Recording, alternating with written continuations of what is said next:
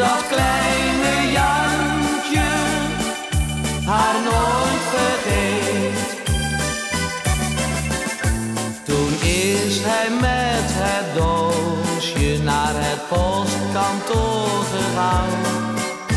De juffrouw keek verwonderd het ventje heel lang aan. Met hele grote letters heeft zij op het pakket bijzondere bestemming als einddoel neergezet. Voor moeder boven stond er op de doos daarin een briefje en een rode roos.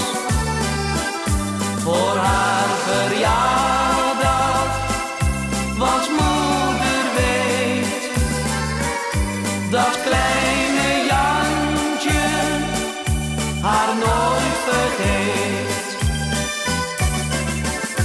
De man die de post sorteerde en het doosje daar zag staan, is met betraande ogen toen naar zijn chef gegaan.